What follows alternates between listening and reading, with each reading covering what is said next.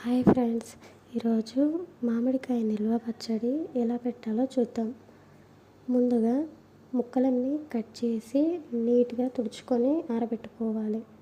నేను ఇక్కడ 4 కేజీల మామిడికాయ ముక్కలను అయితే తీసుకున్నానండి.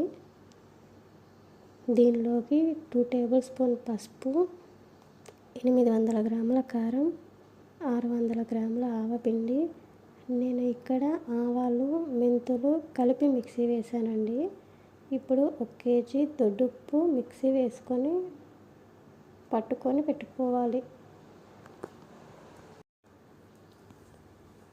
నేను ఇక్కడ 4 కేజీల ముక్కలు తీసుకున్నాను కాబట్టి 500 గ్రాముల వెల్లుల్లిపాయలు అయితే తీసుకున్నాను.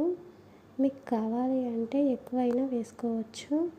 ఇవన్నీ మంచిగా కలుపుకొని 1 కేజీ పల్లి ఆయిల్ అయితే వేసుకొని కలుపుకొని పక్కన పెట్టుకోవాలి. ఒక 3 రోజుల తర్వాత అయితే మళ్ళీ తీసి ఒకసారి కలుపుకొని ఆయిల్ సరిపోకపోతే మళ్ళీ వేసుకొని జాడీలో పెట్టుకోవాలి. అంతేనండి, మామిడికాయ నిల్వ పచ్చడి పక్కా కొలతలతో అయితే రెడీ. నేను ఇక్కడ 4 కేజీలకు అయితే తీసుకుంటున్నాను.